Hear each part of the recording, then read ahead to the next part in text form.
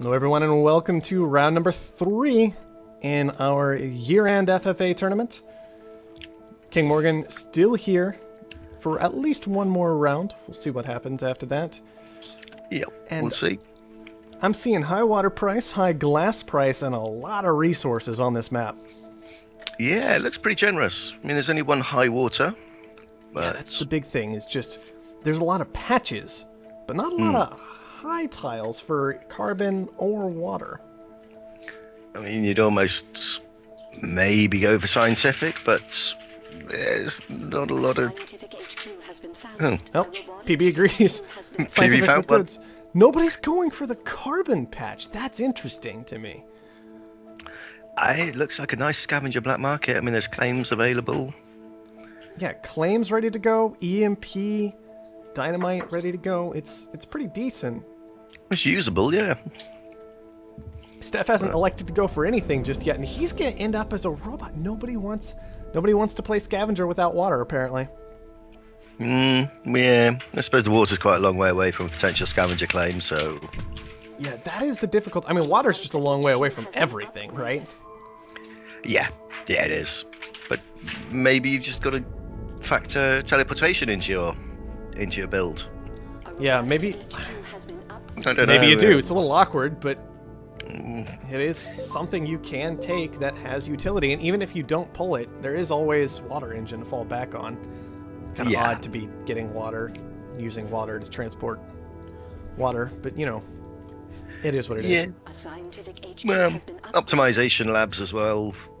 It wouldn't be too bad. It'd be a pain, but sometimes you got to take the pain to get the gain. Yeah, that's true. Well, PB has managed to push to HQ2. I'm sure he is going to be glad in a lot of ways to see no scavenger, because that means that everybody else will be making steel for him, which is going to be fantastic given his early found without steel as a scientist, of course. Yeah, PB is going to be relying. He's moved in a couple of steel now, which should be good. I mean, I don't know, though, pirates being available. Yeah, I don't really like that. I'll be honest. Well, it's better than the last game we saw out of him, isn't it? At least he's got some access to steel. It's true. He does have a little something in a bunch, but man, pirates, I would be, look, I see a scientist throw down steel, I'm instantly dropping pirates and never looking back. I have never had steel pirates go wrong for me. No. Hey, well, Blues agrees, so I'm going to take it as me being correct. It's a little bit interesting positioning on those pirates. This is actually really important to point out, is that's possibly one of like 2 tiles where he could have actually put these pirates. Because you don't want to put them too close to the cliff, because that allows the scientist to maybe hop into wind turbines easily to knock the pirates down. You don't want to put him next to the steel mill, because maybe he'll just finish the triangle and plan on slant drilling later. You can't put him next to his base, because once again, it's just too easy to knock him down. Yeah. But where he's got him, you do not want to put a building there. PB looks like he's going to do it anyway. Solar panel, gotta be. Still though, that's an awkward claim that PB now has to deal with. Yeah, you're forcing a scientist to waste the claim. I mean, not waste per se, but you're forcing him to do something that he wouldn't usually do, which is detrimental to him, so... Yeah. That is... It's a good move, even certainly if it doesn't... awkward. Oh, definitely. And Blue's already in triple solar panel himself. I mean, power's nice and pricey.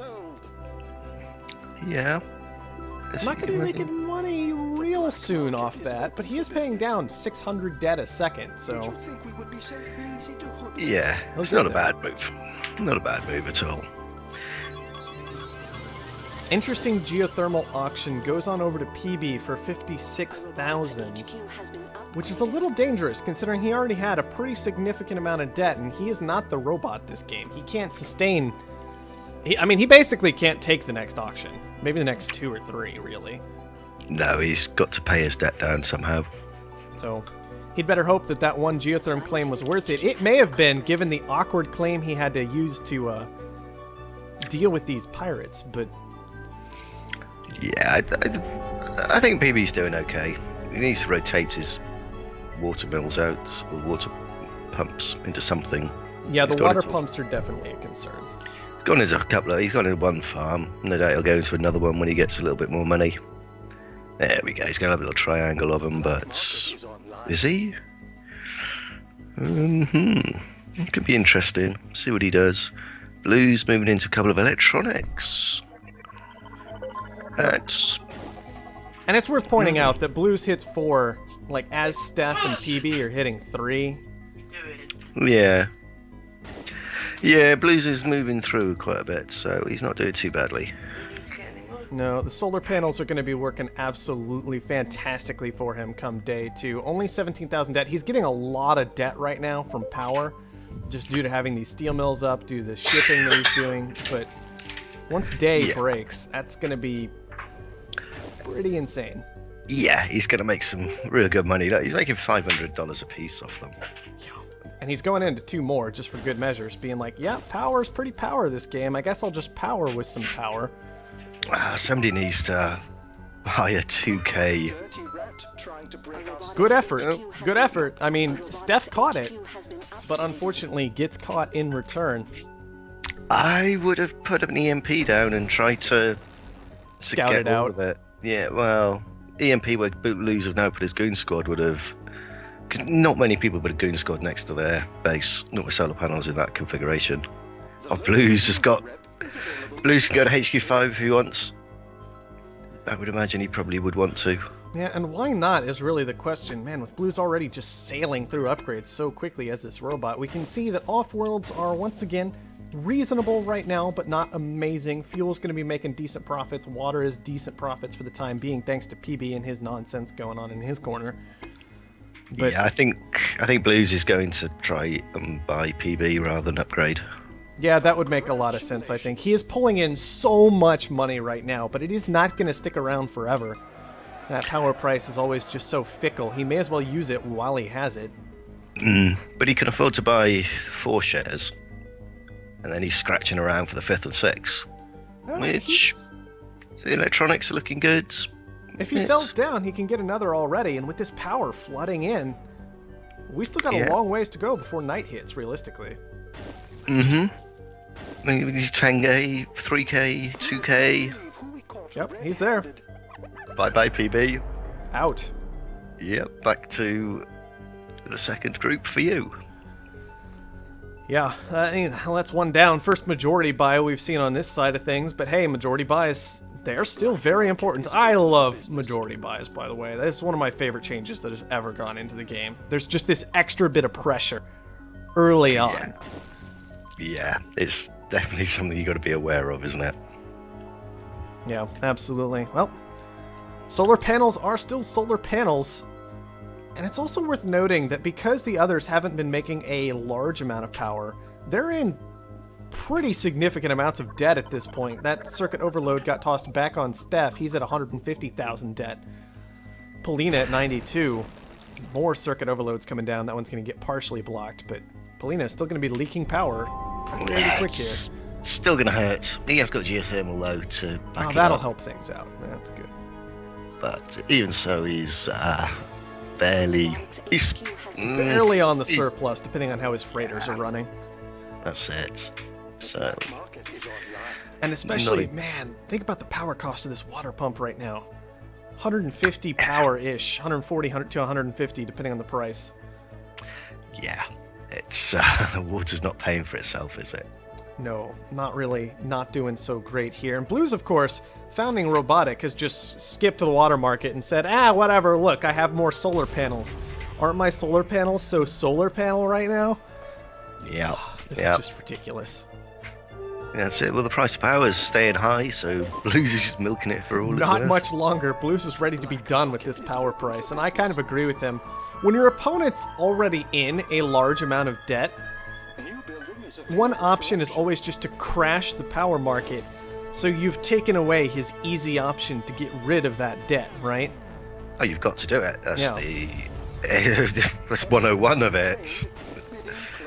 And so it's very nice to see Blues going ahead and crashing that market out. That's just like one of the most basic bits of market manipulation you can do. Your opponent in large debt, make sure you get power down to nothing. Yeah. Yeah, kill power is no easy way out then. You putting your profits into paying your power off. Yep. But we don't need to tell Blues that, do we? He's almost... No, Blues knows what he's up to this game. Yeah, he's storming through, isn't he? It's just a question of who's he going to buy next? Yeah, that is the question. Well, I don't know. Polina secures himself, but Blues just on so much cash and an off-world market already. He's looking at a very good position. It's also important to go ahead and point out here that on-world, like, despite the fact that off-world prices aren't ridiculously high, they're still strong-ish. They're solid. They're moderate. And we've had a bunch of robots and a scientist this game. And if there's anything that doesn't put pressure on markets, it's robots and scientists. Yeah. So on-worlds have stayed very low for the most part this game. You've got oxygen creeping up slowly because nobody's felt like putting down many reactors, and plus they're just reactors anyway, so oxygen just doing oxygen things. And then steel being steel. But other than that, I mean, what are these prices? They're nothing. Yeah, they're hardly anything at all. Like you say, there's no pressure, no life support costs, so as soon as Polina's killed food by having those three farms running, as soon as somebody gets reactors down, that's going to kill off what's left of oxygen. Slowly, but it will die. Yeah, I mean, oxygen, eventually other people might move into oxygen. Reactors are always so awkward, though. This is the map where you want to see dry ice, right? Just give yourself a little carbon, give yourself a little oxygen without any, none of those scavengers around, but no ice on this map. Not going to be available. No, one option gone. But Steph's got 2 reactors down, probably to support his chems, which aren't looking any good either. It's going to be difficult for these guys to make any kind of money to compete with Blues. Yeah, everything is just so weak. Blues got the strong power while power was strong with all these robots running around. And now he's just started launching fuel. Good plan. Really good plan. Yeah, it'll work out just fine. He's going to be all set and good to go on HQ5. He could pretty easily move into a second off-world if he'd like to.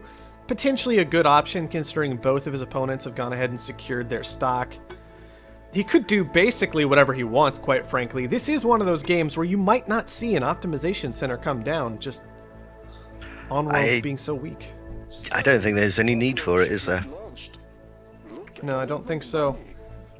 I would not be surprised to see a second off-world. I really wouldn't be surprised also to potentially see a patent lab for just that little bit of extra security. You get rid of one of these iron mines for a moment. You get rid of an electronics factory for a moment. Just something. Oh, and Blues just went ahead and got rid of a solar panel for this. You can secure thinking machines. And Offworld, patent lab and Offworld he's gone into. Yeah, and you can see he's positioned his off-worlds in a way so that they can benefit from thinking machines. No holograms this game. I think that's what we're going to see Blues be going for. Yeah, he's killed on-world, now he's going off-world. So like you say, thinking machines just for security, belt and braces. And, yeah. Yep, that's what it's going to be, right off the bat. Yeah. Well, I don't think it could have been anything else, really. No, I don't think there was anything else of value. He does need... Well, Steph's in D, so he's no threat, but Blues has not got any kind of goon squads on his stuff. Goon squads are just so expensive right now. 30,000 for the goon. Hopefully Polina will take advantage of this. Yeah, but dynamite's cheap. Exactly. But every second that goes by that Polina isn't buying a dynamite is just a straight-up mistake, I would say. Oh, hell yes. And it's not like he can't afford it or anything. Exactly. Whereas Steph is just so... He's so far in debt. And it's so hard to climb out. Circuit overload by Blues. Gonna clear off the goon. Don't really think he needed to do that, but... Well, he had it spare from Polina hitting him with it, I do believe, earlier. Okay. I probably would have spent... If I was Blues, I'd spend the money on at least one goon squad and then hit him. Yeah, that might have been a slightly... Well, I mean, if you give him the circuit overload, yeah, you spend the money on the goon squad, you don't put it down, you hand him the circuit overload, you get him to use the circuit overload. To clear, then goon it. Then you goon it. I mean, Blues has had that kind of play used against him very recently, I will remember, as I was the one that tricked him into getting himself nuked, and man, that was a good time. Oh, that game. Yeah. I'll never forget that game as long as I live. That game with underground nukes will be one of my favorites, just because of that play alone. Now, you'll see that the optimization center, everybody had to actually think about it for a second. Like, do I actually want that piece of garbage? And the only thing it could really be used for, maybe, is food. Mm-hmm. To go and support the Offworlds. Maybe oxygen as well, but that's about it. Congratulations. Why fuel is so cheap, but it's staying cheap. Well, that's the thing, right? Is like, fuel is just so cheap. The AI has decided to move into well, look, it wants the oxygen. It wants the oxygen. That's all the AI is trying to do. Yeah, it sees the high price. And that was one thing that kind of worked against PB this game. Yeah, this robots are nice because they're giving him steel, but then he moved into steel anyway, which I think is definitely a concern. And then he would have rather seen expansive players, but of course nobody else wanted to go expansive because PB had the only good source of water. And so it's just awkward for him that he never got to really use his water to make money and then just got knocked out by power so effectively. Yeah. I really think, though, if PB hadn't thrown down these steel mills, he would have been in a position to potentially take this game on that found. Yeah, I mean, he had access to silicon there. He could have got into some nice solar panels. The glass was quite high, I seem to remember. But it's always nice to have your own steel, though, isn't it? And not have to rely on the market. Especially at this level, it is a gamble. It's all very well to say, the robots will make the steel for him, but whenever you need somebody to make steel for you, they never bloody do. Well, look. When you're found in that position, you're kind of committed to that line of play, and he got the best possible result for hitting all three, making steel. I think you just got to run with it at that point and actually play the market. Steph goes ahead and concedes it. Totally understandable. Blues picking up Polina. Steph's all that's left in D levels of debt. No way to fight back. And that is the fastest win of the day so far, I do believe. Soul 7, 1 hour and 10 minutes. Blues is going to take round 3. That's impressive. I'm surprised nobody's taken a game off Blues yet. Yeah, I mean, I think you and I both called him as like, man, Blues, you better be watching out for him. But truly dominant so far. Yep, without a doubt. But I'd have thought PB would have given him a run for his money, and maybe the other two guys would have supported PB trying to bash down Blues. But again, without knowing who's who, it can be quite difficult sometimes to know who you're hitting and where the real threat lies. But we've seen Blues expand so quickly in some cases, you'd be thinking, well, that's Blues or PB. Absolutely. You do have to wonder what Blues would have done this game had he not gotten so much money on power, because I have to say that this map is so awkward.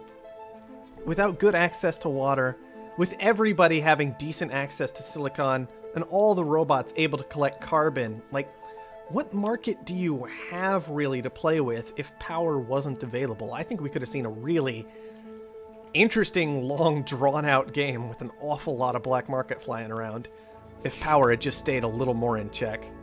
Well, yeah, but I think the players are slightly to blame for that, for not getting their power needs sorted out reasonably early. They are. I mean, players should have gone into a lot more power a lot faster. There's no doubt about that, especially with all this silicon available on this map, all this carbon. I think that carbon started off at like a $10 price, so wind turbines, maybe just more wind turbines out of Polina, something like that, right?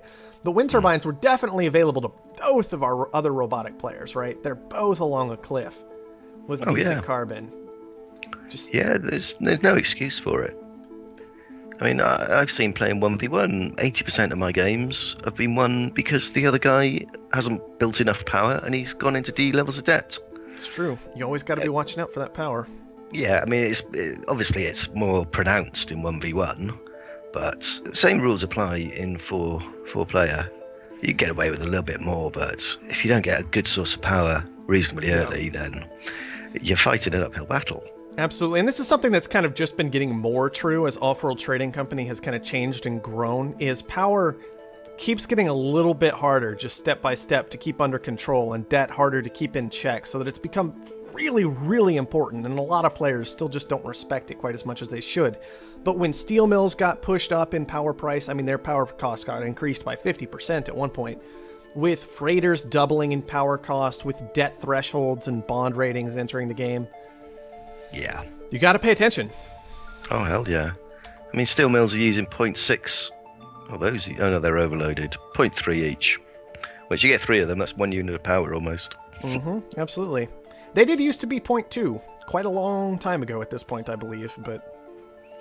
It was not that long ago, was it?